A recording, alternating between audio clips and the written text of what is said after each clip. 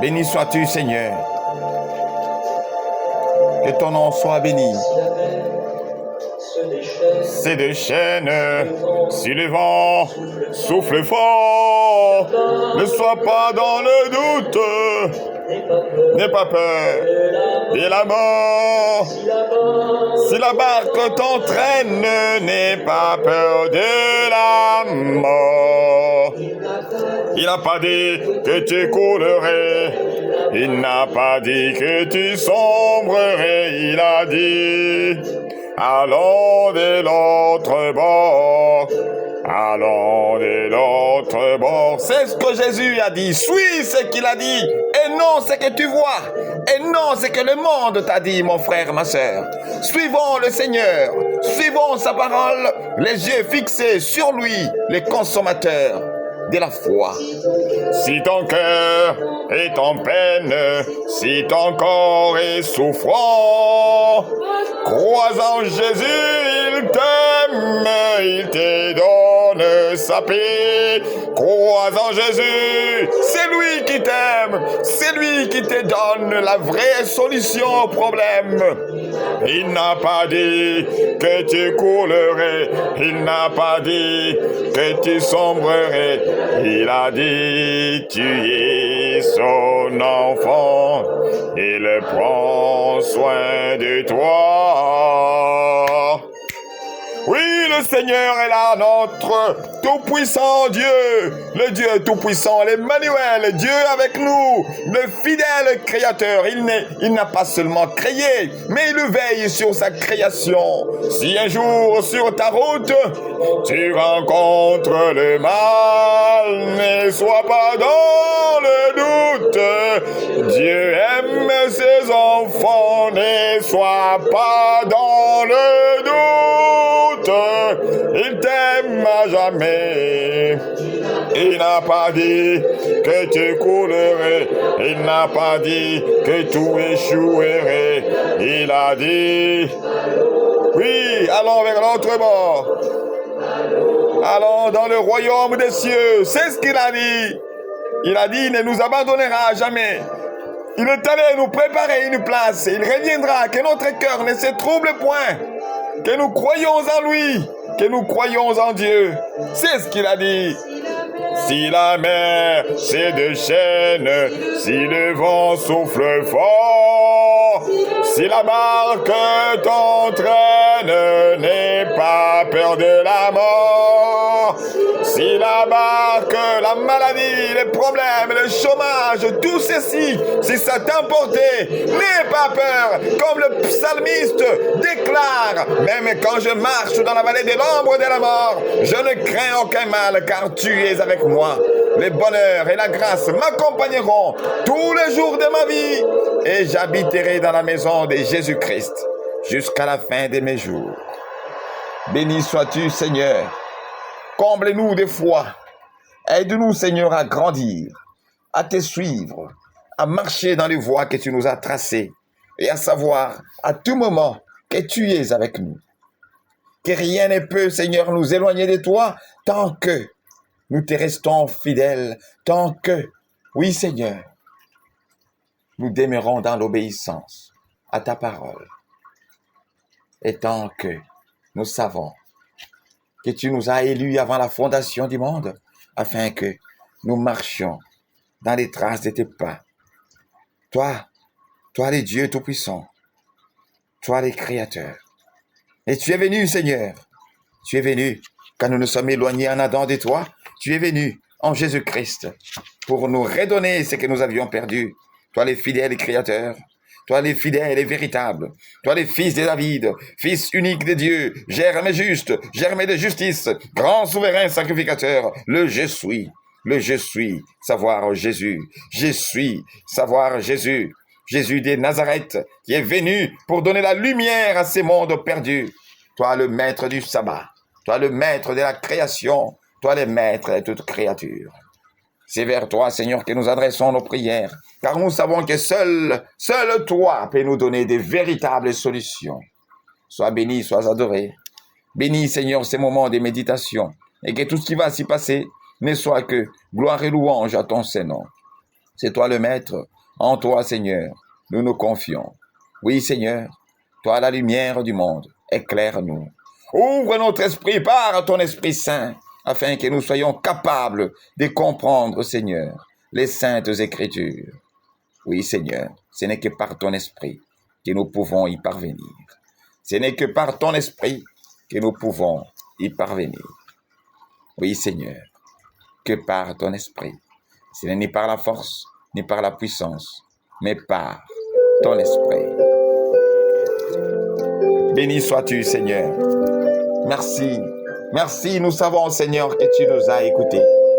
Oui, visite, Seigneur, nos frères et sœurs, chacun dans ce qui le concerne, chacun, Seigneur, dans sa mission.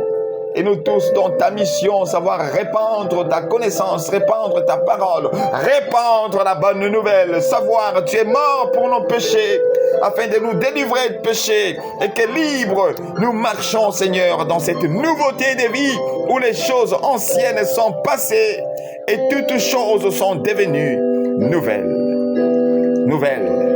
Nouvelles dans la justice, nouvelle dans la sanctification, nouvelle, oui, dans l'amour, nouvelle dans les vertus, Seigneur, que tu nous combles par ton esprit, afin de glorifier ton nom en tout lieu où tu nous envoies.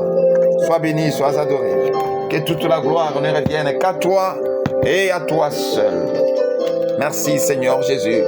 Mon frère, oui, mon frère, ma sœur, l'Église, mes frères, nous sommes là encore une fois de plus pour écouter, partager la parole de Dieu, cette sagesse infiniment variée pour savoir que, oui, tout ce que nous allons bien dire, ça ne sera pas tout. Comme nous ne pouvons manger toute la nourriture pour tout notre séjour terrestre, mais c'est chaque jour que nous mangeons petit à petit, progressivement, et ça nous permet de grandir, de croître et d'être, oui, en bonne santé pour pouvoir être utile, oui, à la communauté, oui, utile à notre Dieu. Sois béni, sois adoré, Seigneur, sois avec nous. Mon frère, aujourd'hui, Église, nous allons parler sur le salut. Oui, nous avons déjà entendu parler sur le salut de plusieurs manières. Oui, la sagesse de Dieu est infiniment variée. Nous allons parler encore une fois de plus aujourd'hui. Puisse, oui, le Seigneur nous assister, nous conduire par son esprit, qui nous conduit dans toute la vérité, qui nous enseigne toutes choses, afin que comme 1 Jean 2, 20 et 27, oui, nous puissions dire, nous n'avons pas besoin qu'on nous enseigne, l'onction elle-même nous enseigne toutes choses. Donc, tout ce que nous pouvons bien dire, sans le Saint-Esprit, nous ne pouvons rien comprendre. Oui, que son esprit, qui est avec nous, nous aide. Le salut. Le salut est toujours lié à un autre mot qui est sauveur. Quand on voit le salut, on voit le sauveur. On voit la délivrance, la libération. Alors, commençons. Sauveur, la religion judéo-chrétienne est une religion de salut, c'est-à-dire qu'elle est entièrement basée sur le fait que l'homme totalement voué par la chute à la mort et à la perdition éternelle a besoin d'être racheté et sauvé par l'intervention d'un sauveur divin. Elle se différencie ainsi d'une simple morale religieuse donnant à l'homme des conseils de bonne conduite et préconisant en fait l'amélioration de sa condition par ses propres efforts. Elle est également à 100 lieues d'un déisme froid dont la lointaine divinité est indifférente au sort de ses créatures. Mes frères et sœurs, nous étions perdus par nos offenses. Regardons un peu les choses que nous fabriquons. Lorsque nous fabriquons nos ordinateurs, nos véhicules, nos télévisions et que sais-je encore, lorsque ces choses tombent en panne ou se détruisent ou connaissent un dysfonctionnement, que faisons-nous? Nous disons d'abord que la chose est abîmé. Et en lingala, nous pouvons bien dire Loko est koufi. La chose est morte. Quand bien même que la chose peut être là, elle peut fonctionner, mais d'une manière qui ne soit pas correcte, nous disons que la chose est morte. Eh bien, c'est ça. Et comme c'est l'homme, c'est que l'homme a fabriqué, c'est l'homme qui répare. C'est simple. Lorsque nos appareils sont détruits, lorsque nos maisons connaissent des fissures, ce ne sont pas des animaux qui viennent arranger, mes frères et sœurs. Ce ne sont pas des animaux. C'est nous-mêmes, les humains, qui arrangeons cela. Parce que c'est nous qui avions fabriqué. Il en va de même pour la création. C'est Dieu qui a tout créé. Genèse 1. Dieu créa les cieux et la terre. Tout a été créé par lui et pour lui. L'homme fabrique des choses pour lui. Et ces choses sont utilisées, ces choses, je peux dire quoi? On peut dire sous cette forme biblique, ces choses vivent par l'homme et pour l'homme. La télévision vit par l'homme et pour l'homme. S'il faut me permettre, me passer cette expression. Elle est biblique, mais on peut la comprendre sous une forme allégorique dans le monde naturel. Vous voyez, ou artificiel, si vous voulez. Vous voyez, la télé, c'est nous qui branchons. Si on ne branche pas, ça ne fonctionne pas. C'est nous qui changeons de chaîne. C'est nous qui faisons tout. Et par conséquent, lorsque ça tombe en panne, ou quand ça s'abîme, ou quand ça connaît un dysfonctionnement, c'est toujours nous qui venons réparer. Mes frères et sœurs, les hommes terrestres, mais il en va de même pour la parole de Dieu, disons pour la vie. Il en va de même pour nous, créés à l'image de Dieu particulièrement. Il en va de même. Dieu nous a créés pour le servir. Dieu ne nous a pas créés pour nous. Il nous a créés pour lui. Nous devons le savoir. Colossiens 1,15 dit, nous vivons par lui et pour lui. Et le lui là, c'est Jésus-Christ. C'est Dieu là, c'est Jésus, Emmanuel, Dieu parmi nous, 1 Timothée 3,16. Le mystère de la piété est grand. Dieu a été manifesté en chair. Il est venu en chair. Oui, c'est tout à fait normal. Ceux-là qui n'ont pas la foi ne peuvent pas croire. À l'école, ce n'est pas tous les élèves qui réussissent après tout. Mais ceux à qui Dieu a donné la grâce de comprendre, comprennent. Et si tu es de ceux-là, engage-toi, mon frère, ma soeur. Engage-toi. Et tu verras que cet engagement ne sera pas vain. Car le monde que tu vois aujourd'hui, tu ne le verras plus demain. Ce monde va disparaître et tout ce qu'il renferme. Il ne restera que destruction. Et ceux qui auront choisi le Seigneur Jésus, par sa grâce bien sûr, auront la vie éternelle. Et c'est ça le salut. Et c'est ça le salut que nous commençons à vivre déjà aujourd'hui. Aujourd'hui, Galates 5. C'est pour la liberté que Christ vous a affranchis, donc nous a affranchis. C'est pour la liberté que Christ nous a affranchis. Et que nous ne retournions pas sur les jours de l'esclavage de la loi, de l'esclavage du péché. Nous sommes maintenant sous la grâce, et non sous la loi, et non sous le péché. Le péché n'a point pouvoir sur nous, car nous sommes en Dieu et Dieu en nous. Le Saint-Esprit est en nous et nous permet de vivre la vie d'enfant de Dieu. À tous ceux qui l'ont reçu, il a donné le pouvoir de devenir enfants de Dieu. Ce pouvoir, le Saint-Esprit, oui, nous donne cette capacité de pouvoir vivre d'une manière agréable à Dieu. Sois béni, Seigneur, sois adoré. Mon frère, ma sœur, homme en général, réveillons-nous et soyons sages pour savoir faire le bon choix aujourd'hui. car demain, ça sera trop tard. La parole de Dieu dit, lorsque vous entendrez sa voix, n'endurcissez pas vos cœurs. Attention à ces petits orgueils. Pense à la durée de ta vie. Tu n'as que quelques années, quelques jours sur cette planète, comme dans une salle d'examen. C'est ça la vie terrestre. Quelles sont les réponses que tu donnes au questionnaire de ta vie, appelé épreuve? Regarde bien ta manière de répondre, si ça se conforme à l'enseignement du propriétaire de l'œuvre, de l'enseignant, savoir Dieu lui-même. Donc, soyons sages, mes frères et sœurs, et faisons les bons choix. Deutéronome 30 nous dit, j'ai mis devant toi le bien et le mal, la vie et la mort. Choisis la vie afin que tu vives, donc le bien. 1 Pierre 4, ceux qui souffrent selon la volonté de Dieu remettent leurs âmes au fidèle Créateur en faisant ce qui est bien. As-tu déjà remis ton âme à Dieu? Regarde ce que tu fais.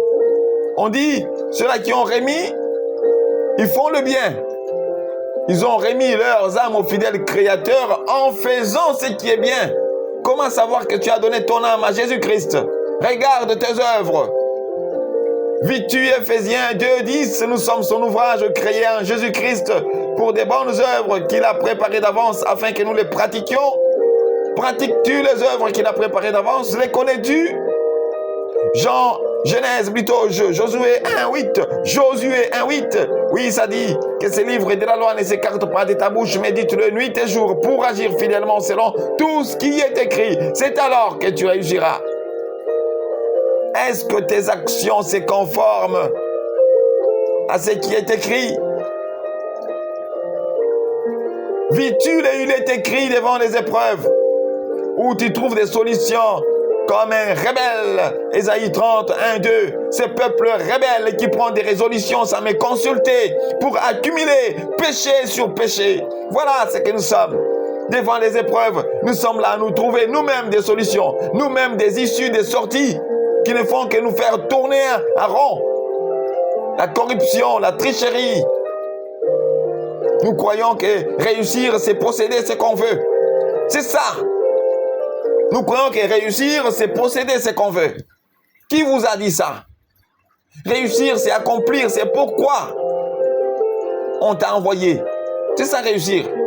Et qui nous a envoyé? C'est Dieu qui nous a envoyés sur terre. C'est lui qui nous a créés. Un ordinateur est censé fonctionner selon les options qu'on lui a données. Non indépendamment, mais dépendamment. L'ordinateur dépend de l'homme. L'homme doit dépendre de Dieu, en Jésus-Christ qui est le chef de tout homme. 1 Corinthiens 11. Jésus est le chef de tout homme. Tout homme, on n'a pas dit chef de ceux qui croient. Il est le chef de tout homme. Tout homme. Et vous tous qui dites, oh, moi je suis pas des chrétiens, moi je suis, mais sache que Jésus est ton chef. Et un chef, on lui fait des rapports. Vous aurez des comptes à rendre, 2 Corinthiens 5, 10. Nous allons tous comparaître au tribunal du Christ. Tous. C'est pas moi qui le dis, c'est la parole. Pour le bien ou le mal qu'on aurait fait. Je préfère lire ça. J'ouvre ces passages. J'ouvre ces passages. Qu'est-ce qui est écrit? Lisons 2 Corinthiens. Je crois que vous avez une Bible. Ouvrez 2 Corinthiens 5, 10. 2 Corinthiens 5, 10. Nous pouvons lire. Car il nous faut tous comparaître devant le tribunal de Christ, afin que chacun reçoive selon le bien ou le mal qu'il aura fait étant dans son corps. Chacun reçoive selon le bien ou le mal qu'il aura fait étant dans son corps. Chacun reçoive selon le bien ou le mal qu'il aura fait étant dans son corps. Et Galates 6, 7, 8. Ne vous y trompez pas. Ce qu'un homme aura sémé, il le moissonnera aussi. Celui qui aura sémé pour la chair, moissonnera de la chair la corruption.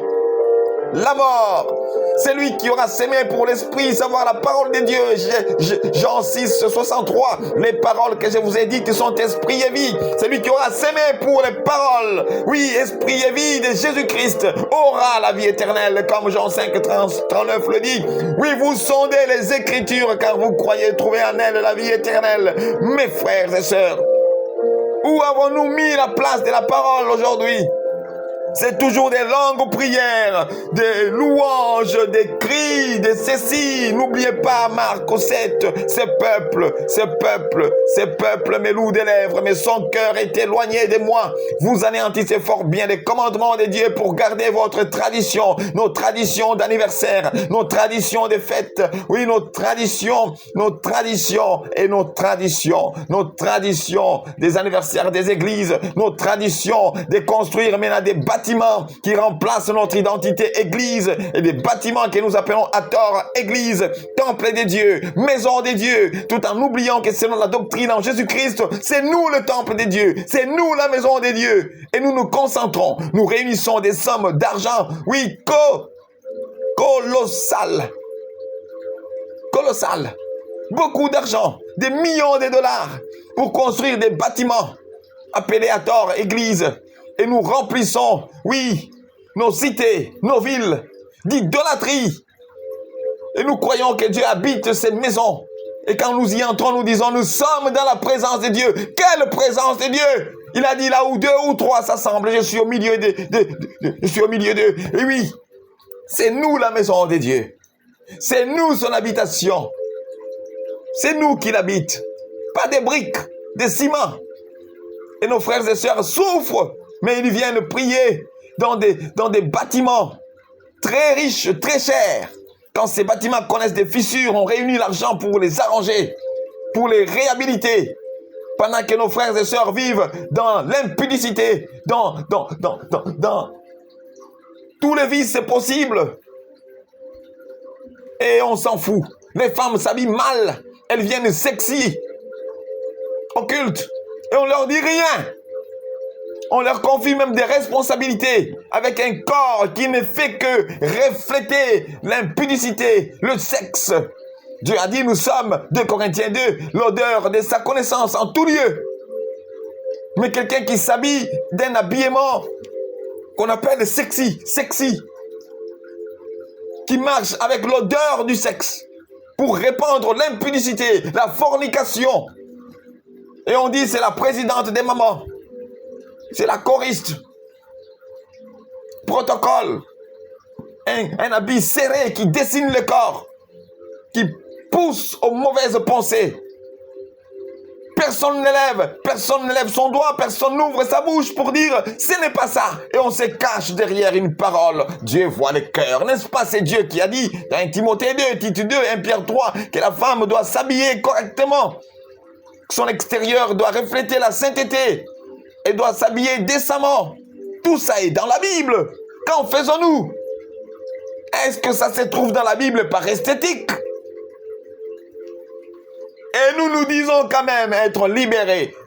Jésus a payé le prix. Nous sommes sauvés. Sauvés de voir nos boutiques, oui, qui prospèrent. Sauvés de voir des véhicules qu'on achète. Sauvés de voir trouver du travail. Sauvés de voir, nous étions malades, nous sommes guéris. Ces choses ont existé avant même Jésus-Christ. Ces choses n'ont pas besoin de Jésus-Christ. Jésus est venu pas pour ces choses, il est venu pour nos âmes. Dieu a tant aimé le monde qu'il a donné son Fils unique, afin que quiconque croit en lui ne périsse point, mais qu'il ait la vie éternelle. C'est pour la vie éternelle que Christ a donné sa vie. Ce n'est pas pour ton véhicule. Et on prend le sang de Jésus qui est là pour nous sauver de péché, nous purifier de péché. Et on prend le sang de Jésus, on le couvre sur nos maisons, on le couvre sur nos ordinateurs, on le couvre sur nos boutiques. Ce n'est pas pour nos boutiques qu'il a versé son sang. Il a versé son sang pour nous, pour que nous soyons sauvés, pour que nous soyons transformés de la vie de péché à la vie de sainteté. C'est pas moi qui l'ai dit, c'est écrit. Romains 6, 22-23. Mais maintenant étant affranchi du péché, affranchi donc libéré de la vie de péché, libéré de la vie soumise au péché, libéré de la vie sous l'emprise du péché, est devenu esclave de Dieu. Nous sommes devenus esclaves de Dieu, donc obéissons à Dieu, absolument. Nous avons pour fruit la sainteté, pour fruit la sainteté, et pour fin la vie éternelle. Toi, tu penses à la vie éternelle, vis-tu dans la sainteté? Aujourd'hui, on ne veut même pas être appelé saint. On ne veut pas. On ne croit pas qu'on est saint. Comment tu ne crois pas être saint et tu peux vivre la sainteté? Un joueur qui ne croit pas être joueur, comment il va jouer? Si déjà dans ta tête, tu ne te dis pas joueur, comment tu vas jouer? Si dans ta tête, tu ne te dis pas saint, parce que tu es habité par Dieu, par son esprit. Une montagne est appelée sainte. Mais toi, créé à l'image de Dieu, tu as honte qu'on t'appelle saint ou sainte. Mais c'est quoi ça? Et nous nous contentons. Même un bâtiment a été appelé saint. Le temple de Dieu. Le saint temple. Et nous refusons la sainteté. Certains, faisant le péché ou commettant le péché, ils se cachent même en disant « Je ne suis pas saint. Je ne suis pas saint. » Et tu crois entrer dans le royaume des cieux avec une telle attitude? Mensonge! Qui vous a menti? Qui vous a menti? Luc 16, 16. La loi et les prophètes ont subsisté jusqu'à Jean, savoir Jean le Baptiste. Dès lors, la bonne nouvelle du royaume des cieux est annoncée, afin que chaque homme use de violence pour y entrer, mes frères et sœurs. Chaque homme doit user de violence pour y entrer. Ce n'est pas facile. Ne vous y trompez pas que Jésus a déjà payé le prix. C'est fini. Vivons comme nous voulons. Jésus a payé le prix. Ce n'est pas par les œuvres que nous sommes sauvés. Oui. Ce n'est pas par les œuvres. Mais n'oubliez pas qu'un malade guéri ne peut le prouver que par les œuvres de la bonne santé. Toi, tu t'es dit guéri. Mais on voit toujours les symptômes de la maladie. Alors tu es menteur. Alors nous sommes guéris de péché. Pourquoi le péché nous emporte encore? Menteurs que nous sommes, hypocrites. Si nous sommes véritablement libérés de péché, car c'est ça le but principal, c'est ça le but fondamental, libérés de péché, affranchis du péché par la parole, par la foi à la parole. Jean 8, 32, 36. Et la vérité vous affranchira, et elle vous rendra libre. Si Jésus vous affranchit, vous serez réellement libre. Et la vérité vous affranchira, et elle vous rendra libre. La vérité. Jean 17, 17. Sanctifie-les par ta parole est la vérité. 1 Timothée 4, 5. Oui, Seigneur, tout est sanctifié par la parole avec la prière. La parole. Comment? 1 Pierre 1, 22, 23. Ayant purifié vos âmes en obéissant à la vérité pour avoir un amour fraternel sincère. Pour avoir le but de l'écoute de la parole, le but de recevoir la parole, le but dans la méditation, c'est le fruit de l'amour, le fruit de l'esprit. Galates 5. Oui, le fruit de l'esprit, l'amour, la joie, la paix, la patience. Oui. Où est le fruit de l'esprit dans notre vie? Où est l'amour? Si nous sommes vraiment enfants de Dieu, 1 Jean 4, 7, 8, Dieu est amour. Celui qui n'aime pas, n'est pas né de Dieu, n'est pas connu, n'est pas né de Dieu. Et ne connaît pas Dieu, voilà. Connaître Dieu, ce n'est pas, avoir beaucoup d'informations sur Dieu. Non, mais connaître Dieu, c'est vivre comme Dieu, c'est naître de lui. C'est comme ça que beaucoup sont là dans des théologies. Ils sont là dans toutes les sciences, qui concernent Dieu. Ils sont même excellents. Mais ils ne le connaissent pas. Tu peux avoir des informations sur moi sans me connaître. Mon fils qui vit avec moi me connaît mieux que toi qui me connais par des informations. Cherchons le Seigneur, communions avec lui au travers d'une vie de sanctification. Nous les connaîtrons davantage. Au travers d'une vie de méditation, nous les connaîtrons davantage. Au travers d'une vie d'obéissance. Il dit dans Jean 14, celui qui l'aime garde ses commandements. Ce n'est pas chanter, Ce n'est pas danser. Aujourd'hui, on danse n'importe comment. On chante n'importe comment, croyant que est agréable à Dieu tout ce qu'on fait et qu'on lui attribue. Non, est agréable à Dieu tout ce qu'on fait selon sa volonté. Selon sa volonté. Selon sa volonté. Car il a dit dans la prière qu'il nous a apprise. Oui, notre Père qui est aux cieux, que ton nom soit sanctifié, que ton règne vienne, que ta volonté soit faite. Connaissons-nous la volonté de Dieu? Hébreux 10, 36. Vous avez besoin de la persévérance, afin qu'après avoir accompli la volonté de Dieu, vous obteniez ce qui vous est promis. Nous sommes là, nous nous accrochons, nous sautons sur les promesses bibliques. Avons-nous déjà accompli la volonté de Dieu qui veut que nous vivions dans la sanctification? Ce que Dieu veut, c'est notre sanctification. Et Thessaloniciens 4, 3, 8. Ce que Dieu veut, c'est notre sanctification. C'est notre obéissance à sa parole. C'est ça, c'est sanctifié. Oh Seigneur, ouvre nos cœurs. Aide-nous par ton esprit à comprendre le sens du langage de tes écrits. Et nous sommes là à faire de la parole de Dieu un livre d'entrepreneuriat pour nos projets. Nous ne regardons que les intérêts terrestres qui ne sont que passagers, en oubliant 2 Corinthiens 4, que nous ne perdons pas courage. Oui, nous ne perdons pas courage, car nous regardons non pas aux choses visibles, mais aux choses invisibles. Aux choses invisibles. Aux choses invisibles. Car les choses visibles sont passagères, mais les invisibles sont éternelles. Les invisibles sont éternels. Regardons-nous aux choses invisibles aujourd'hui. Les connaissons nous-mêmes, Colossiens 3. Affectionnez-vous aux choses d'en haut et non à celles qui sont sur la terre. Car les choses que nous voyons sont passagères. Les véhicules, les maisons, les boutiques, les femmes, les enfants, tout ce que nous voyons, les diplômes, les titres académiques, politiques. C'est tout ce qui nous préoccupe aujourd'hui. Et nous résumons la bénédiction à cela. Et béni celui qui possède ces choses. Mais ça, c'est quelle confusion, c'est quelle perdition, c'est ça, c'est quoi? Oh mon Dieu. Pourquoi nous ne voulons pas comprendre les bénédictions spirituelles qui nous attendent dans le royaume des cieux, qui vont jusque dans l'éternité, qui ne connaîtront jamais de fin? Ça, ce n'est qu'un petit rêve qui passe vite. Luc 16, la parabole du riche et de Lazare. Livre des Proverbes. N'avons-nous pas entendu cela? N'avons-nous pas entendu cela? N'avons-nous pas lu cela dans les Écritures? Lisez cette histoire. Elle est remplie de sagesse. Qui seras-tu après ta mort? Où iras-tu après ta mort, monsieur le riche, monsieur le directeur, monsieur le ministre des Finances, monsieur le président de la République, monsieur le président des confédérations, monsieur le président de ceci, monsieur, tous ces grands titres pompeux, c'est bien bon. Mais où allez-vous avec ça?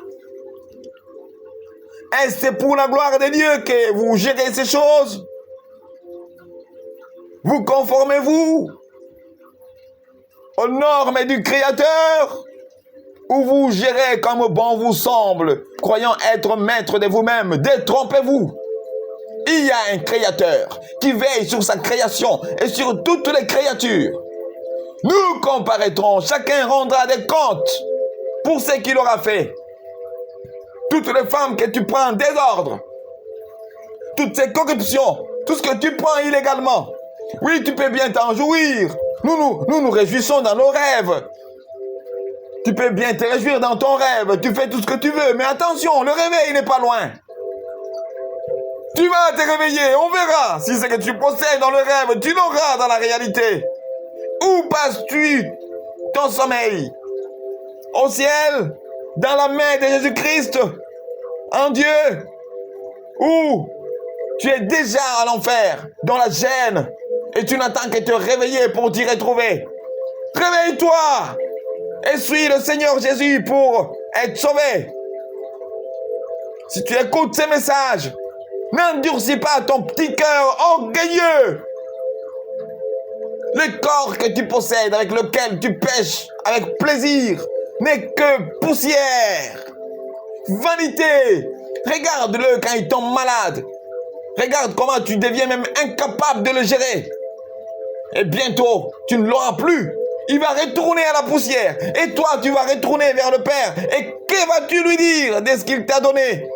Du corps qu'il t'a donné pour le servir. De l'argent qu'il t'a donné pour le servir. Des diplômes qu'il t'a donné pour le servir. Et certains diplômes, il ne nous a même pas donnés. Nous avons volé par la tricherie, par la corruption, la fornication, des points sexuellement transmissibles. Et nous venons avec des diplômes sales comme ça. Et nous venons dire, Dieu m'a béni, je suis licencié, je suis master, je suis. L'es-tu réellement? Tu sais dans ton petit cœur que tu ne l'es pas, que tu as volé ce titre, que tu as volé ce que tu as. Ce n'est pas à toi, mais tu t'en glorifies. Il n'y a pas de problème. Dans la réalité éternelle, tu rendras des comptes pour cela. Ecclésiaste 12 dit, jeune, réjouis-toi dans ta jeunesse. Fais ce que ton cœur te dit, il n'y a pas de problème. Mais sache que pour tout cela, Dieu t'amènera ou t'appellera en jugement. Toutes ces filles que vous détruisez, les parents ne se contentent plus de leurs femmes qui sont les mères de ces enfants qu'ils partent détruire dans les écoles, dans des lycées. Un grand papa, il est là, il descend, il va prendre une fille comme sa fille et il couche avec elle. Et cette fille aussi qui va prendre un père comme son père et elle couche avec lui. Il n'y a plus de pudeur, il n'y a plus de honte. On fait des choses honteuses et on s'en glorifie. On croit que c'est ça la vie. Certains disent même, c'est ma vie, j'en fais ce que je veux. T'es-tu créé toi-même? Tu es une créature. C'est Dieu qui t'a créé. Et cherche à savoir, c'est pourquoi il t'a créé.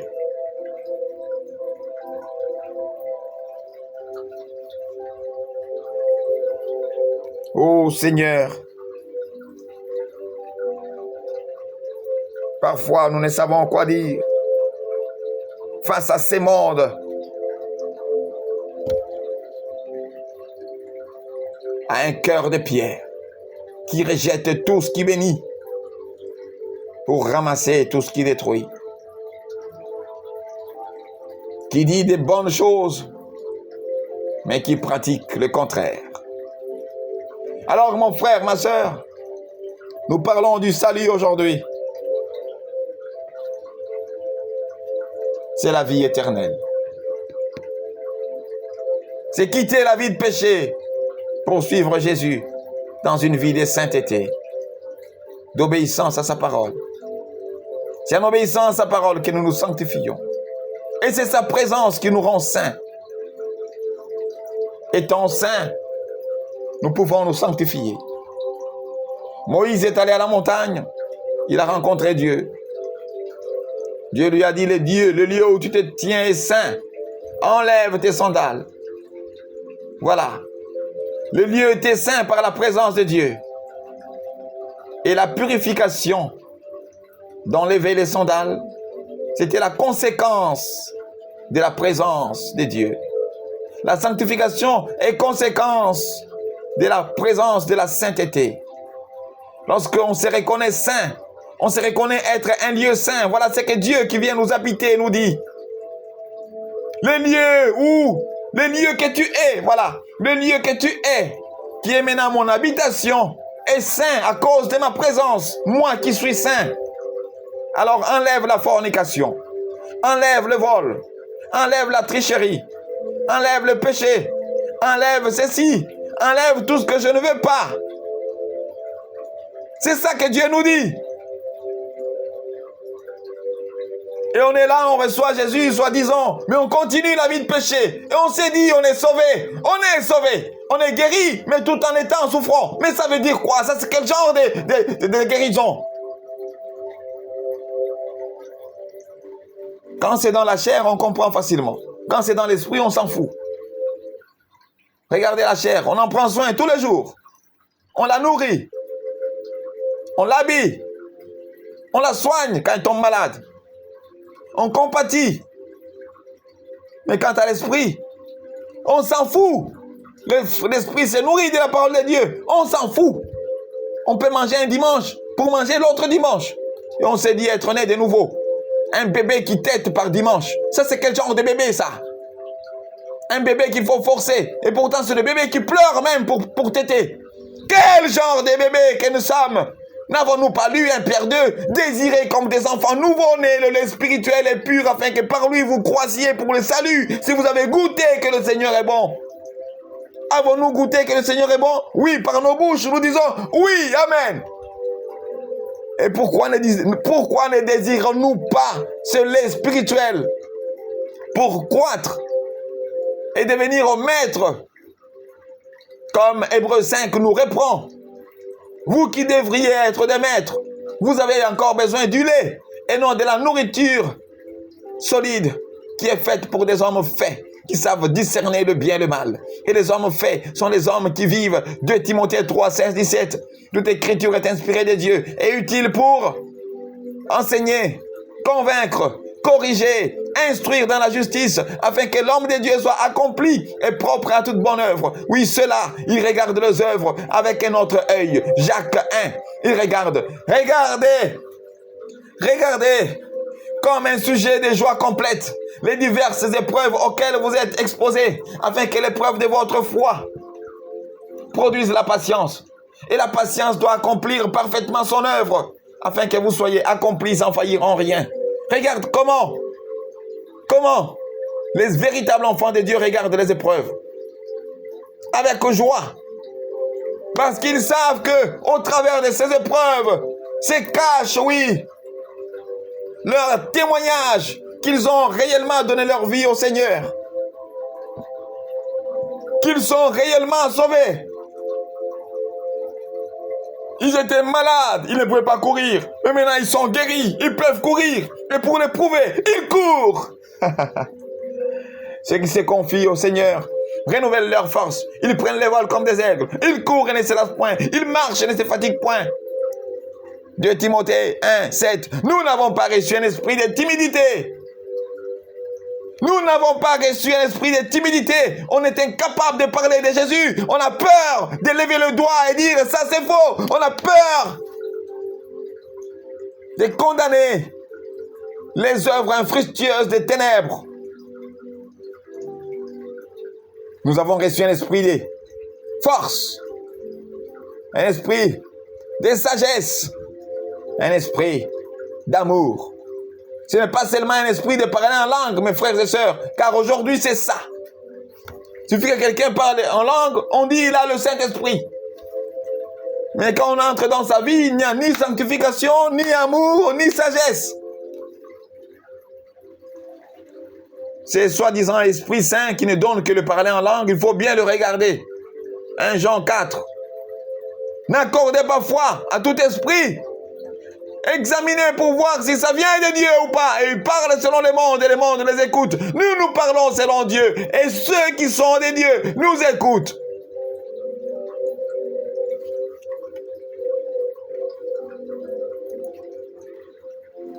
Nous poursuivons notre enseignement. Nous parlons du salut, la délivrance, du péché pour une vie de sainteté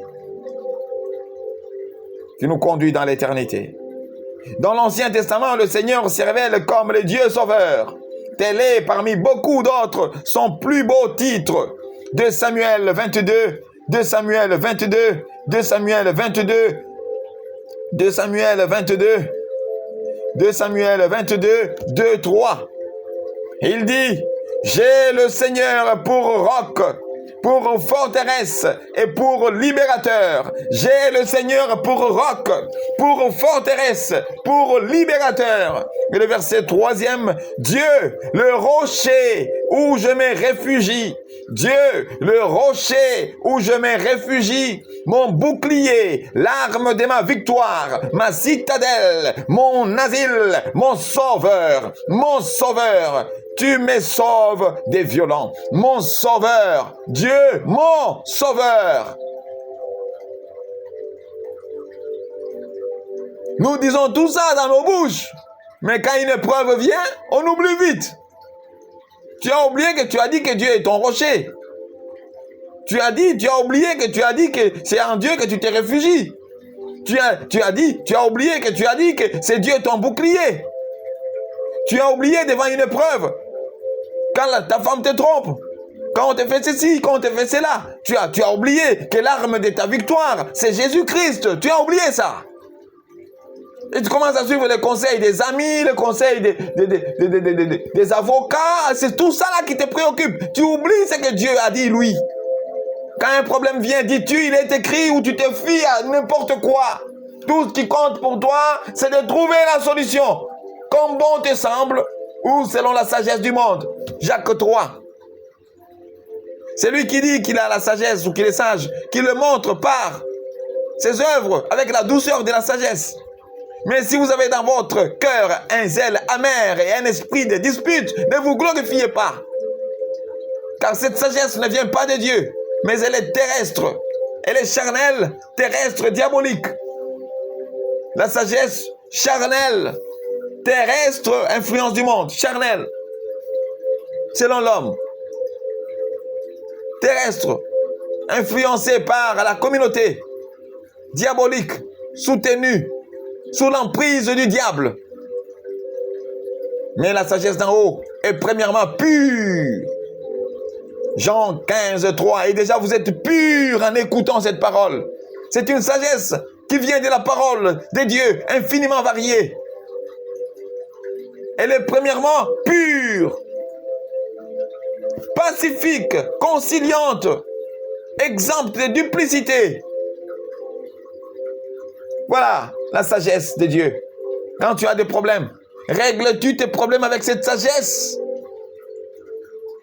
La parole de Dieu est-elle devenue ton conseiller ou ta conseillère? Quand tu as un problème, consultes-tu la parole de Dieu pour trouver la solution qui plaise à Dieu? Ou tu cherches la solution comme bon te semble, et quand tu réussis dans cette solution, tu viens, tu dis Dieu m'a béni. Dieu m'a donné la victoire. Ce n'est pas Dieu, c'est ton avocat. Ce n'est pas Dieu, c'est ton ami. Ce n'est pas Dieu, c'est le diable. C'est le monde.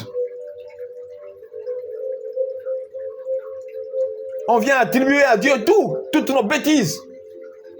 Tu vis dans tes bêtises et quand tu réussis dans tes bêtises, tu viens attribuer que c'est Dieu qui t'a fait ça. Et ce n'est pas Dieu, c'est toi. Ton diplôme là, c'est pas Dieu qui t'a donné. Tu as triché, tu as corrompu, c'est pas Dieu. Ne viens pas avec à l'église pour dire Dieu m'a béni. Non. Comme tu as commencé dans la corruption, continue. Psaume 127. 1, 2. C'est lui qui bâtit, s'il ne bâtit pas avec le Seigneur, l'Éternel, il bâtit en vain. C'est lui qui sécurise, s'il ne sécurise pas avec le Seigneur, il sécurise en vain. En vain, vous levez-vous tôt et vous couchez-vous tard pour manger le pain des douleurs. Il en donne à ses enfants pendant leur sommeil. Et Jean 1 dit à tous ceux qui l'ont reçu, il a donné le pouvoir de devenir enfants de Dieu. Et Colossiens 2, 6, 7 dit, oui, si vous avez reçu le Seigneur Jésus, marchez en lui, étant enracinés, fondés en lui, affermis selon les instructions qui vous ont été données, abondez en action de grâce. Tu as reçu Jésus, tu as reçu la parole. Marches-tu en elle? Marches-tu dans l'obéissance à la parole? Ou tu marches comme bon te semble, mais tu te permets quand même avant de dormir et de dire « L'Éternel est mon berger, je ne manquerai de rien ». Un berger que tu ne suis pas. Une brebis têtue. Quand le berger va à gauche, elle va à droite. Quand le berger l'appelle, elle ferme les oreilles. Elle est sur Facebook. Quand le berger veut te parler, tu es attentif ou attentive à autre chose. Quand c'est l'université qui t'appelle, tu lis ton syllabus. Tu prépares tes épreuves, tes examens. Mais depuis que Dieu t'a appelé, et tu as même dit que tu as répondu, tu es venu. Tu viens au culte. Mais que fais-tu de la parole de Dieu? Tu as 15 ans dans l'église. 15 ans de nouvelle naissance. Mais tu n'as jamais terminé juste un seul livre de la Bible. Juste un seul. Même pas épître à Philémon. Même pas. Même pas Abdias. Même pas. Même pas un livre qui n'a qu'un seul chapitre. Même pas. Tu n'as pas fini. Tu lis toujours à la manière de la poule. Tu pousses ça à gauche, tu pousses ça à droite. Et tu dis, je suis la tête et non la queue. Tu pousses ça à gauche, tu pousses ça à droite. Et tu dis, je suis enfant de Dieu. Tu pousses ça à gauche, tu pousses ça à droite. C'est l'Éternel qui enrichit. Tu ne vises que des versets qui te plaisent. Comme si le malade doit choisir lui-même les médicaments. Si tu es un malade qui choisit les médicaments, c'est comme bon te semble, alors pourquoi es-tu venu à l'hôpital? Il fallait te soigner toi-même à la maison. Si tu crois que tu peux te sauver toi-même, alors ne viens pas suivre Jésus en vain. 1 Corinthiens 15. Et les autres falsifient la parole et ils s'en foutent. Ils se disent non, ce n'est pas grave. Même si on appelle un bâtiment église, ce n'est pas grave. Même si nous donnons des dénominations aux églises, église et la gloire, église la joie, église la louange, église la tempête qui guérit. Mais oui, ce n'est pas grave. Ce ne sont que des noms. L'essentiel qu'on est. Qui vous a dit que ce ne sont que des noms? Dieu n'a pas donné. Non, ne donnez pas. Aucune église biblique n'a donné un nom. Alors vous donnez pourquoi? Et sinon, ne font que diviser l'église. Nous sommes de la louange. Nous sommes de la grâce. Nous sommes d'Apollos. Nous sommes de Céphas. Nous sommes. N'est-ce pas Christ qui est mort pour nous? Nous sommes tous un. Une seule église. Matthieu 16, 18. Je bâtirai mon église. Nous sommes une église. Nous ne sommes pas des églises différentes, les unes des autres. Comment 1 Corinthiens 12 va dire nous sommes tous membres du corps du Christ? Comment dans un même corps, on voit plusieurs têtes? Ça c'est quel corps? Il n'y a qu'une seule tête, un seul esprit, un seul corps. Et on donne des noms. On donne des noms et chaque nom a ses extensions, chaque nom a ses extensions. Mais ça veut dire quoi? Où avez-vous ramassé cela?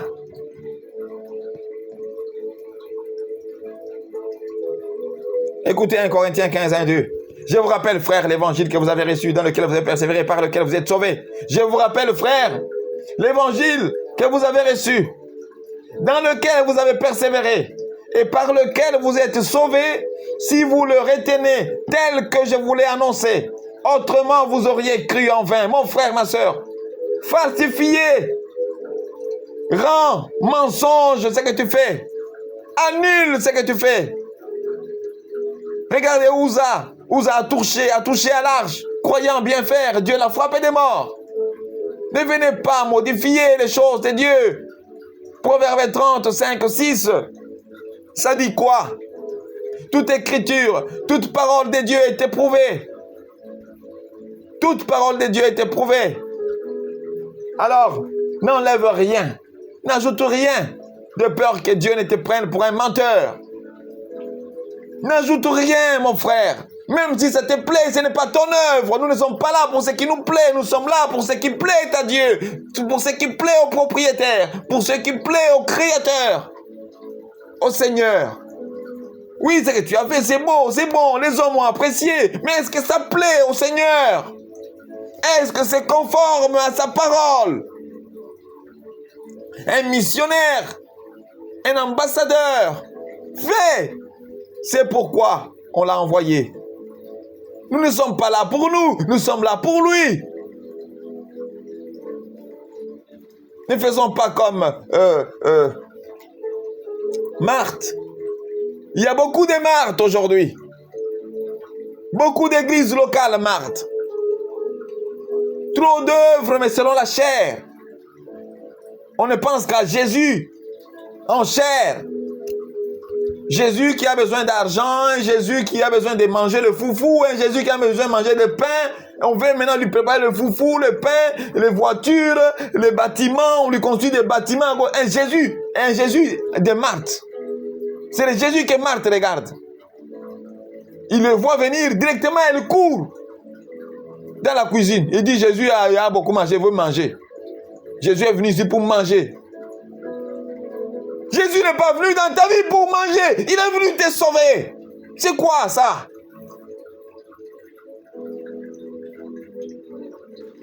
Et on est là, Jésus devient comme un pauvre, un mendiant qui a besoin de mendier les dîmes, les prémices, les ceci. Et on dit, oui, Jésus va te bénir parce que tu lui as donné ça. Qui vous a dit ça? Qui vous a dit ça? Donne ta vie au Seigneur, c'est ça qu'il veut. Si ta vie est au Seigneur, tout ce qui est à toi est au Seigneur, c'est tout. C'est ça que ça veut dire. Tu n'es pas venu, tu jettes ta dîme, mais tu vis comme tu veux. Au travail, tu insultes les gens, tu voles, tu triches, et tu dis que oui, j'ai déjà donné ma dîme, et mes affaires vont marcher. Est-ce que Jésus est venu pour que tes affaires marchent? Saint Étienne, avait-il péché pour qu'il meure sous la lapidation? Les apôtres ont-ils souffert parce qu'ils ont péché? La vie chrétienne est une vie de souffrance. Notre joie est dans le Seigneur. Nous nous contentons de ce qu'il nous donne. 1 Timothée 6, 12, saisis la vie éternelle. Et dans ce même chapitre, il est écrit, si nous avons de quoi manger et de quoi nous vêtir, cela nous suffira. De quoi manger et de quoi nous vêtir. Cela suffit. Le reste, Dieu nous donne comme il veut. Cherchez premièrement le royaume des cieux et sa justice. Le reste vous sera donné par-dessus. Cherchons-nous le royaume des cieux et sa justice? Ou ce sont les richesses que nous cherchons? Les prophètes ne font que prophétiser sur des choses terrestres. Tu auras, tu seras, tu auras, tu seras, tu auras, tu seras. Et on ne voit que l'avenir. Dans quel avenir? La mort nous attend. Et que feras-tu lorsque la mort viendra? Cette prophétie te servira à quoi? Toutes ces richesses, ça te servira à quoi? Ce n'est pas que nous n'en avons pas besoin, mais nous devons nous contenter de ce que Dieu nous donne. Lorsqu'on arrive chez quelqu'un, on se contente de ce que ce dernier nous donne. Ce n'est pas à nous de lui imposer ce que nous voulons. C'est Jésus qui nous a appelés. C'est lui qui nous a envoyés. Nous devons nous contenter de ce qu'il nous donne. Si tu donnes un véhicule, sache que c'est pour le servir. 1 Corinthiens 10, 31. Quoi que vous mangiez, quoi que vous buviez, quoi que vous fassiez quelque chose d'autre, faites tout pour la gloire de Dieu. Luc 12. Il faut être riche pour Dieu. Être riche pour Dieu.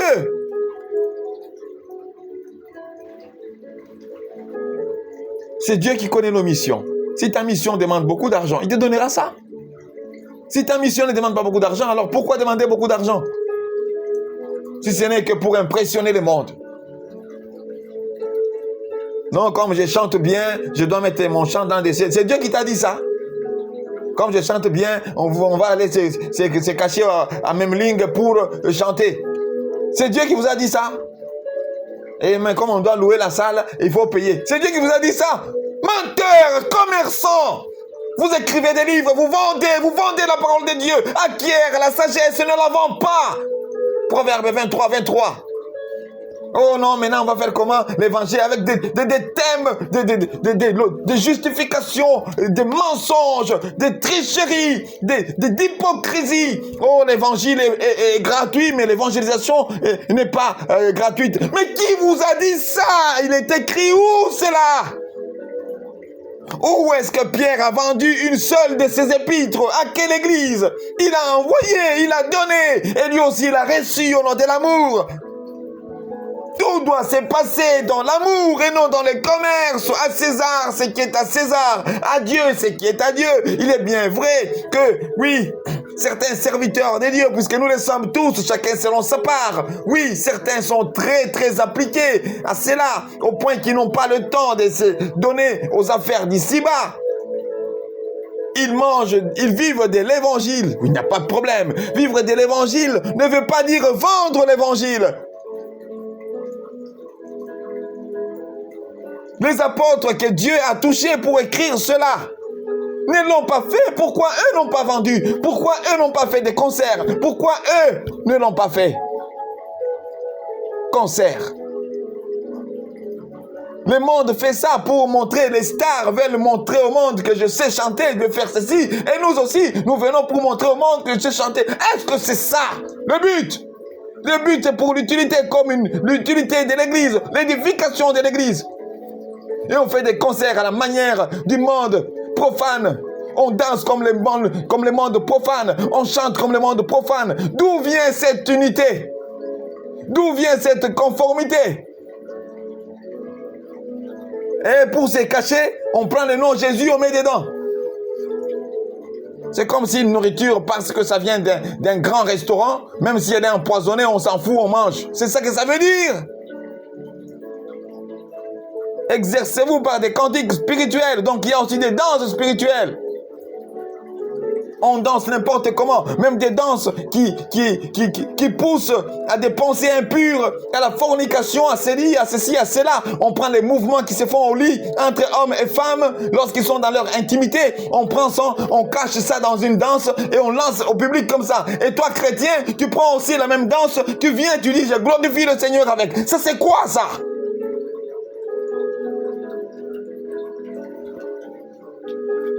Même le monde païen, quand ils nous voient, ils parlent. Ils se disent, mais eux, ils se disent des dieux. Mais pourquoi ils dansent comme nous? Eux, ils se disent des dieux. Mais pourquoi ils chantent comme nous? Et ils se disent des dieux. Mais pourquoi ils s'habillent comme nous? Pourquoi? Pourquoi? Où est notre sanctification? Où sont les œuvres? Les œuvres ne sauvent pas, mais les œuvres témoignent celui qui est sauvé. Un enfant intelligent ne l'est pas par une carte d'identité.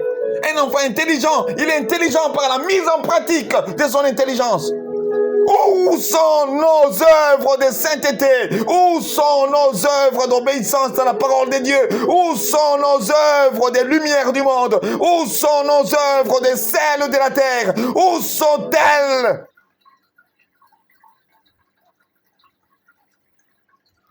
Où sont-elles? Chaque créature a sa nature. Chaque créature a sa nature. Un singe ne vit pas comme un lion. Un lion ne vit pas comme un poisson. Un oiseau ne vit pas comme un serpent. Mais pourquoi c'est un enfant de Dieu qui va vivre comme un païen? Pourquoi c'est un chrétien qui va vivre comme un païen et qui se dit quand même chrétien? Mais d'où vient cette conception des choses? D'où vient cette ignorance, cette confusion des choses? Et on est là, on se dit quand même qu'on est dans le bon, pendant que les œuvres prouvent que nous sommes dans le faux. C'est ce qui a pris Jean-Baptiste à crier. Qui vous a appris à fuir la colère à venir? Produisez donc des fruits dignes de la repentance. Où sont les fruits dignes de la repentance, dignes de la sainteté, de l'habitation de Dieu en nous? C'est Dieu qui produit le vouloir et le faire. C'est lui qui t'a poussé à coucher avec Nadine qui n'est pas ta femme. C'est lui qui a produit ses pouvoirs de faire. Ou c'est la chair, le monde, le diable?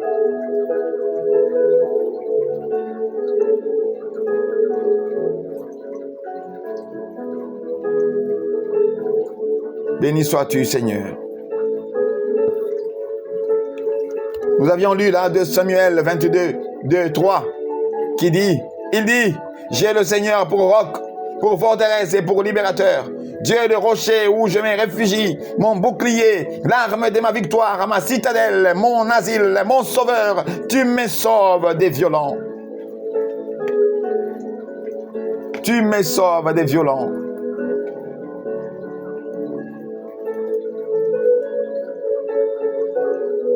Tu me sauves des violents. Béni sois-tu, Seigneur. Que ton nom soit loué. Nous poursuivons. Nous sommes là dans l'Ancien Testament, parlant du salut. Il est le Rédempteur, le seul sauveur d'Israël, le seul sauveur d'Israël. Ésaïe 5, Ésaïe 25, 9, Ésaïe 41, 14, Ésaïe 43, 3, Ésaïe 43, 3 et 11, et Ésaïe 49, 26. Nous commençons par Ésaïe 25, 9. Ésaïe 25, 9. On dira ces jours-là, c'est lui notre Dieu. Nous avons espéré en lui et il nous délivre. C'est le Seigneur en qui nous avons espéré. Exultons, jubilons, puisqu'il nous sauve. Ésaïe 41, 14. Ne crains pas, Jacob, à présent vermine. À présent vermine. Israël, à présent cadavre. C'est moi qui l'aide. C'est moi qui t'aide. Oracle du Seigneur. C'est lui qui te rachète, c'est le Saint d'Israël. C'est lui qui te rachète, c'est le Saint d'Israël. C'est le Saint d'Israël. Nous pouvons lire aussi Psaume 48, 14, Psaume 48, 14, Ézéchiel 37, 11, Ésaïe 44, 24, Ésaïe 48, 17, Ésaïe 49, 26, Ésaïe 54, 5, Ésaïe 60, 16. Ajoutez aussi Ésaïe 43, 1 et 14, Ésaïe 44, 6 et 22, Ésaïe 47, 4, Ésaïe 48, 20, Ésaïe 49, 7, 52, 9, 59, 20, 63, 16. Nombre 35, 19 à 27.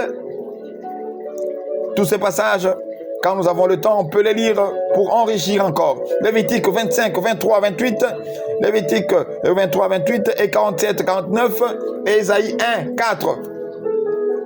Nous lisons Ésaïe 43, 3. Car moi, le Seigneur, je suis ton Dieu, le Saint d'Israël, ton Sauveur. J'ai donné l'Égypte en rançon pour toi. J'ai donné l'Égypte en rançon pour toi. La Nubie et Séva en échange de toi. Ésaïe 43, 11. C'est moi qui suis le Seigneur. En dehors de moi, pas de sauveur. Personne d'autre ne peut te sauver. Il n'y a aucun autre nom qui soit donné si ce n'est le nom de Jésus. Acte 4, 12. Seul le nom de Jésus sauve. C'est pas le nom de Jéhovah. C'est pas le nom de Marie. C'est pas le nom des confessions religieuses, oui, confondues dans le monde. Ça ne sauve pas. Ça peut te plaire. Oui, tu peux même y trouver des miracles. Ce n'est pas ça, être sauvé. Il n'y a qu'un seul nom qui nous a été donné par lequel nous sommes sauvés. C'est le nom de Jésus-Christ. Le nom de Jésus-Christ. Oui, contente-toi du parfum. Contente-toi du parfum. Mais le parfum ne peut jamais te rendre pur. Le parfum ne lave pas. Et les gens se parfument des œuvres, se parfument des principes de vie. Nous vivons comme ça. Nous ne faisons pas ceci. Nous ne faisons pas cela. Toute notre justice est un vêtement souillé. Venons nous purifier dans l'obéissance à la parole de Dieu qui sanctifie toutes choses en Jésus-Christ, notre Seigneur et Sauveur, l'unique et le véritable.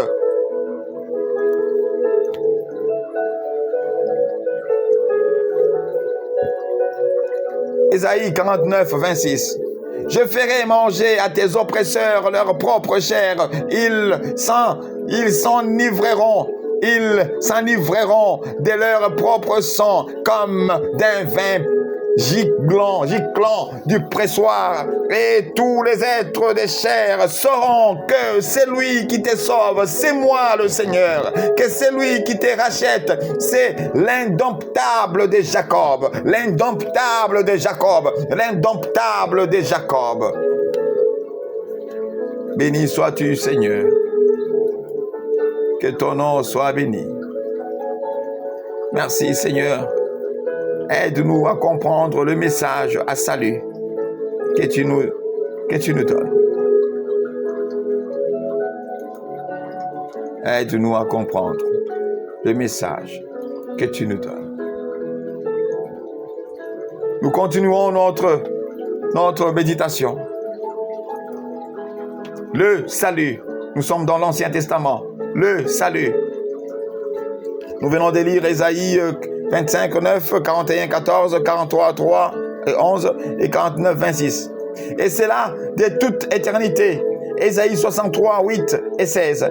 Il commence à se manifester ainsi aux Israélites en Égypte en disant « Je suis l'Éternel, je vous sauverai » Exode 6, 6. Exode 6:6. Il délivre son peuple de la fournaise de l'oppression, de l'ange exterminateur, des flots de la mer Rouge. Et Moïse s'écrie que tu es heureux, Israël, qui est comme toi un peuple sauvé par l'Éternel. Qui est comme toi un peuple sauvé par l'Éternel. Deutéronome 33:29. Deutéronome 33:29. Ce ne sont pas les 1000 moyens employés par Dieu qui sauvent, mais sa personne même, sa présence, son intervention victorieuse. 1 Samuel 14:6 et 1 Samuel 17:47. 1 Samuel 14:6, 1 Samuel 17:47. Oui, à chacun de lire pour avancer un peu plus rapidement. David s'écrie, Dieu est la force qui me sauve. Dieu est la force qui me sauve. 2 Samuel 22:3 que nous avons lu déjà par les textes avant. Qui peut résister? Qui peut résister? Qui peut résister lorsque Dieu s'élève pour sauver tous les malheureux de la terre? Psaume 76 du 8e au 10e verset. Il sauve ses enfants, souvent rebelles à cause de son nom. Il sauve ses enfants, souvent rebelles à cause de son nom, pour manifester sa puissance, sa puissance, sa puissance, sa puissance, pour manifester sa puissance.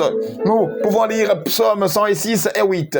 Le prophète peut dire à Sion, l'Éternel est au milieu de toi comme un héros qui sauve. L'Éternel est au milieu de toi comme un héros qui sauve. Sophonie 3:17. Sophonie 3:17. Et le psalmiste ne cesse de magnifier le psalmiste ne cesse de magnifier le salut de Dieu, de magnifier le salut de Dieu. Psaume 3:8, Psaume 18:47, Psaume 37:39, Psaume 40:17, Psaume 42:6, Psaume 62:8 plutôt, Psaume 62 verset 8, Psaume 71 verset 15, Psaume 98 verset 2e et 3e, etc., etc. Ces saluts comportent d'ailleurs toutes les délivrances, aussi bien terrestres que spirituelles. L'Éternel sauve de la détresse et des pièges des méchants. Psaume 37:40, Psaume 59 verset 3. Il sauve en accordant le pardon des péchés. Il sauve en accordant le pardon des péchés, l'exaucement de la prière, la joie et la paix. Psaume 79, verset 9. Psaume 51, verset 13. Psaume 60, verset 7. Psaume 18, verset 28. Psaume 34, verset 7 et verset 19. Toutefois, le Dieu sauveur de l'ancienne alliance est encore éloigné, caché même. Ésaïe 45:15. Ésaïe 45:15 que nous pouvons lire rapidement en passant. Ésaïe 45:15, qu'est-ce que ça dit? Ésaïe 45:15.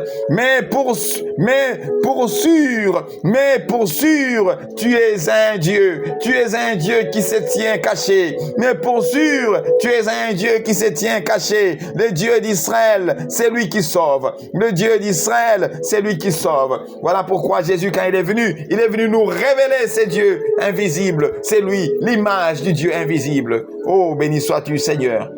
Béni sois-tu, Seigneur. Béni sois-tu, Jésus. Béni sois-tu, Seigneur. Nous continuons, nous poursuivons notre cours, notre méditation. L'Éternel sauve de la détresse. Voilà. Toutefois, le Dieu sauveur de l'ancienne alliance est encore éloigné, caché même. Ésaïe 45:15 que nous venons de lire, à l'humanité souffrante qui lui demande de déchirer les cieux et de descendre à son secours. Le Seigneur répond. Prenez courage, voici votre Dieu, il viendra lui-même et vous sauvera. Prenez courage, voici votre Dieu, il viendra lui-même et vous sauvera. Ésaïe bien sûr 35:4. Ésaïe 35:4. Il viendra lui-même et vous sauvera. Il viendra lui-même et vous sauvera. Ésaïe 35.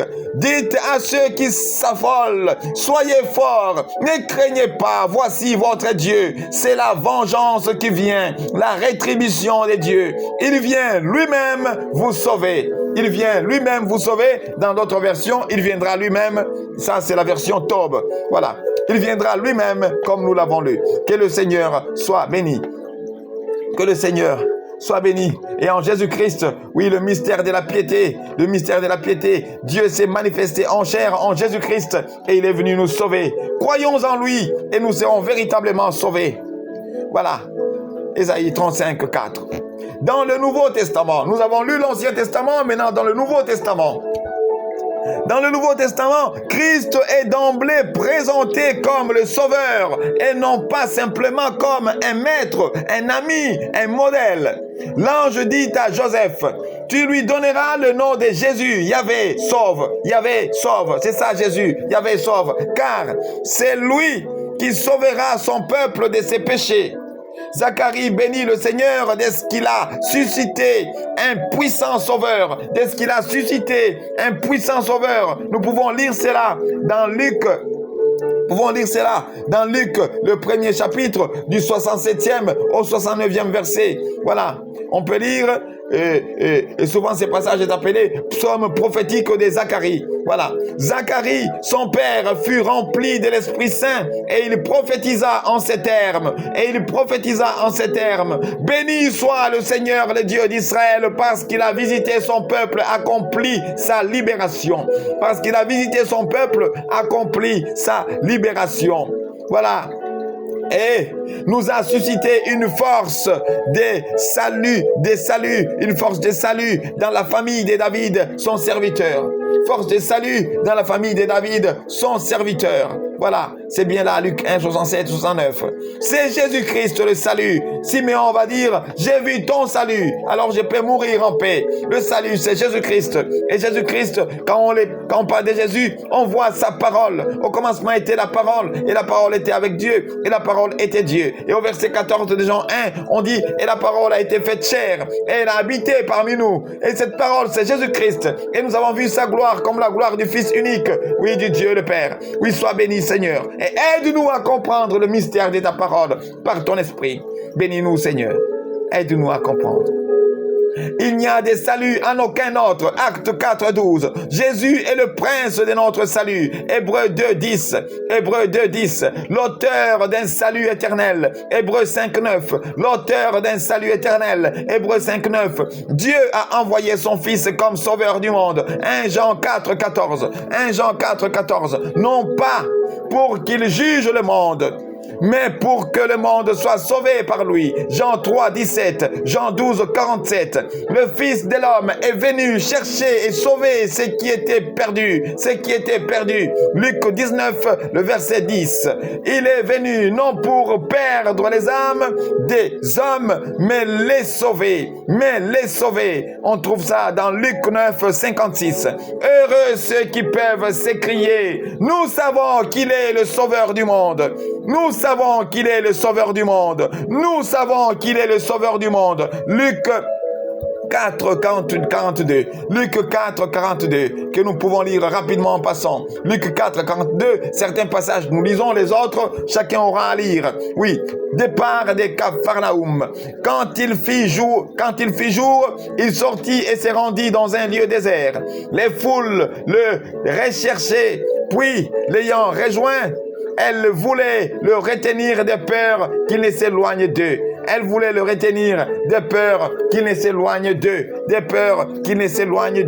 Toi aussi, mon frère, ma soeur, saisis le Seigneur qui ne s'éloigne pas de toi. Et comment le faire? Psaume 119, 11 dit: je serre ta parole dans mon cœur afin de ne pas pécher contre toi. Il faut serrer sa parole dans nos cœurs. Il faut marcher selon la parole de Dieu. Que la parole de Dieu, oui, soit ou devienne une lumière sur ton sentier. Devienne le premier conseiller dans tout ce que tu auras à prendre comme résolution. Et la paix de Dieu, qui surpasse toute connaissance, gardera ton cœur, tes pensées en Jésus-Christ en paix. Voilà, nous sommes dans le Nouveau Testament parlant du salut. Dans la Nouvelle Alliance, le temps de salut est appliqué presque exclusivement à la rédemption et au salut éternel. Le salut vient des Juifs. Le salut vient des Juifs. Jean 4 plutôt 22. Jean 4, 22. L'évangile est la parole des saluts prêchés en tout lieu. Acte 13, 26, Acte 16, 17, Acte 28, 28, Éphésiens 1, 13. Il est la puissance de Dieu pour le salut de quiconque croit. Il est la puissance de Dieu pour le salut de quiconque croit. Romains 1, 16. Romains 1, 16. La grâce de Dieu est la source. La grâce de Dieu est la source du salut. Tite 2, 11. Tite 2, 11. Qui est dans Jésus-Christ. 2 Timothée 2, 10. 2 Timothée 2, 10. Dieu nous appelle. Dieu nous appelle à l'acquisition du salut. 1 Thessaloniciens 5, 9. 2 Thessaloniciens 2, 13. C'est en confessant de la bouche qu'on parvient au salut. Romains 10, 10. Nous devons travailler à notre salut avec crainte et tremblement. Avec crainte et tremblement. Philippiens 2, 12. Nous sommes gardés par la foi pour le salut. Nous obtiendrons ainsi le salut de nos âmes. 1 Pierre 1, 5 et 9. Maintenant, nous attendons comme sauveur le Seigneur Jésus-Christ. Maintenant, nous attendons comme sauveur le Seigneur Jésus-Christ. Philippiens 3, 20. Nous attendons Maintenant, nous attendons comme sauveur le Seigneur Jésus-Christ. Philippiens 3, 20. Philippiens 3, 20. Nous attendons comme sauveur le Seigneur Jésus-Christ. Philippiens 3, 20. Car le moment s'approche où le salut acquis au calvaire, voulais-je dire, où le salut acquis au calvaire va être totalement révélé. Romains 13, 11. Apocalypse 12, 10. Comment échapperions-nous en négligeant ainsi grand salut? Comment échapperions-nous en négligeant ainsi grand salut? Hébreux 2, 3. Hébreux 2, 3. Ne négligeons pas, frères. Oui, ainsi grand salut. En Jésus-Christ, hors de Jésus-Christ, il n'y aura pas un autre salut ou il n'y a pas un autre salut. C'est le moment, lorsque vous entendrez sa voix, n'endurcissez pas vos cœurs. N'endurcissons pas nos cœurs. Approchons-nous du Seigneur et nous serons véritablement sauvés. Et Dieu seul, notre Sauveur, par Jésus-Christ, notre Seigneur, soit la gloire. À Dieu seul, notre Sauveur, par Jésus-Christ, notre Seigneur, soit la gloire, soit gloire, soit gloire. À Dieu seul, notre Sauveur, par Jésus-Christ, notre Seigneur, soit gloire. Nous trouvons ça dans Jude 25. Jude 25, donc Jude, le 25e verset, puisqu'il n'y a qu'un seul chapitre. Mon frère, ma soeur, dans le salut, nous voyons tout ce que nous venons de suivre. Que le nom du Seigneur nous bénisse, afin que nous comprenions encore davantage. Oui, tout ce que j'ai dit, oui, c'est la nourriture d'aujourd'hui. Mais elle est infiniment variée, cette nourriture. C'est comme un repas. Le poulet, on peut le préparer sous diverses manières, mais c'est toujours pour la bonne santé. Donc, mes frères et sœurs, vous pouvez encore approfondir la connaissance, grandir encore davantage comme Philippiens 1:9 dit, Paul dit, c'est que je demande dans mes prières, c'est que votre amour augmente en connaissance et en pleine intelligence, que votre amour augmente en connaissance et en pleine intelligence pour le discernement des choses les meilleures,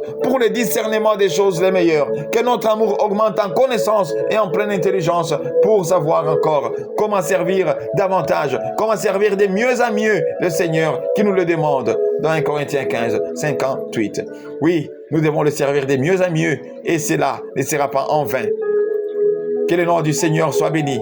Mon frère, ma sœur, nous avons le salut en Jésus-Christ.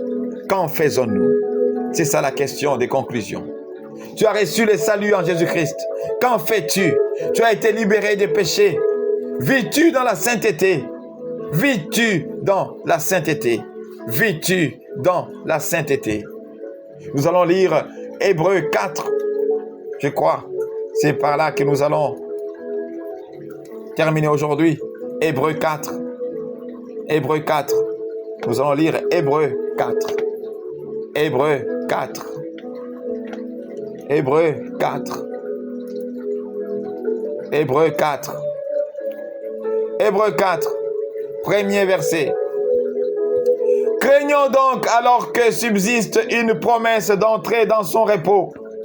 Craignons donc alors que subsiste une promesse d'entrer dans son repos. Craignons que quelqu'un d'entre vous ne soit convaincu d'être resté en retrait. Craignons que quelqu'un d'entre vous ne soit convaincu d'être resté en retrait. Car nous avons reçu la bonne nouvelle, tout comme ces gens-là. Mais la parole qu'ils avaient entendue ne leur fut d'aucun profit. Mais la parole qu'ils avaient entendue ne leur fut d'aucun profit, car les auditeurs ne s'en sont pas pénétrés par la foi. Car les auditeurs ne s'en sont pas pénétrés par la foi. Mon frère, ma soeur, beaucoup ont écouté cette parole. Israël a écouté la parole de Dieu, mais ne l'a pas suivie. Et beaucoup ne sont pas entrés dans la terre promise. Ça, c'est une illustration. C'est une image qu'on nous donne déjà dans l'Ancien Testament.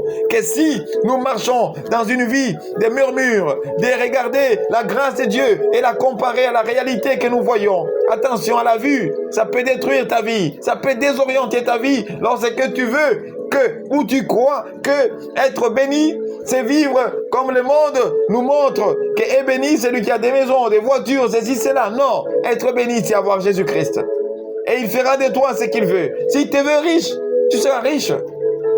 S'il te veut pauvre, tu seras pauvre, mais toujours béni.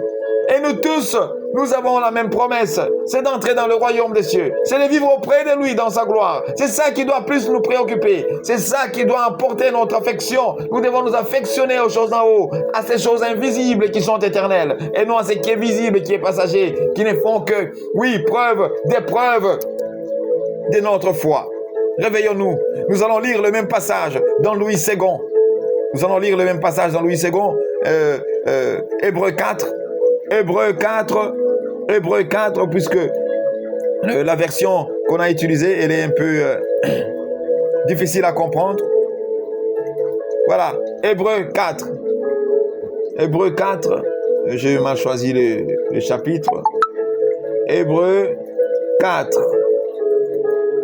Voilà, Hébreux 4, nous y sommes. Craignons donc tandis que la promesse d'entrer dans son repos subsiste encore. Voilà. Ici, c'est un peu plus clair. Craignons donc tandis que la promesse d'entrer dans son repos subsiste encore, qu'aucun de vous ne paraisse être venu trop tard, car cette bonne nouvelle nous a été annoncée aussi bien qu'à eux. Mon frère, ma soeur, cette bonne nouvelle nous a été annoncée aussi bien qu'à eux. Cette bonne nouvelle nous a été annoncée aussi bien qu'à eux. Mais la parole qui leur fut annoncée ne leur servit de rien. Mais la parole qui leur fut annoncée ne leur servit de rien. Pourquoi? Parce qu'elle ne trouva pas de foi chez ceux qui l'entendirent.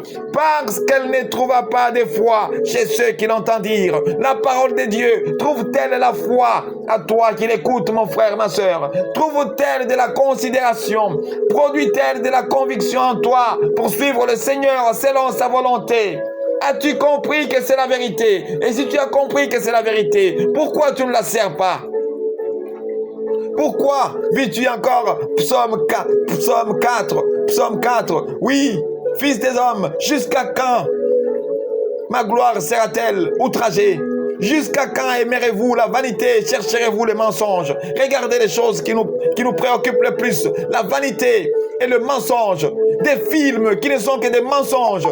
Des histoires terrestres qui ne sont que passagères. Ce sont ces choses-là qui nous préoccupent le plus. Et tous ces faux pasteurs, tous ces faux serviteurs se servent de cela pour nous désorienter de la route du salut. Large le chemin qui conduit à la perdition et beaucoup suivent, étroit et resserré. Et le chemin qui conduit à la vie, peu seulement le trouve. Étroit et resserré. Et le chemin qui conduit à la vie, peu seulement le trouve.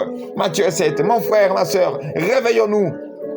Réveillons-nous et suivons le chemin qui conduit au salut. Et ce chemin, Jean 14, c'est Jésus-Christ. Je suis le chemin, la vérité et la vie. C'est le moment qu'il faut s'engager dans l'obéissance à la parole de Dieu. C'est maintenant qu'il faut se conformer à la volonté de Dieu et non attendre la mort pour que les hommes viennent dire que son âme repose en paix. Ce n'est pas cette phrase qui va te donner le salut. Ce n'est pas cette phrase qui donne la paix à ton âme dans l'éternité. C'est l'obéissance. C'est la vie en Jésus-Christ. C'est la sanctification qui donnera le repos à ton âme après la vie d'ici-bas. Mon frère, ma soeur, réveillons-nous. Église, regarde, affectionne-toi aux choses d'en haut. Et quant à celles qui sont sur la terre, contente-toi de ce que Dieu te donne.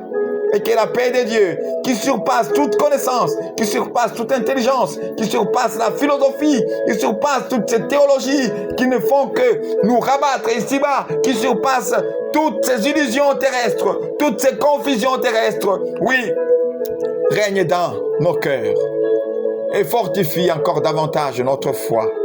Au nom de Jésus-Christ, notre salut, notre Pâques, notre vie, notre chemin, notre éternité, dans l'éternité.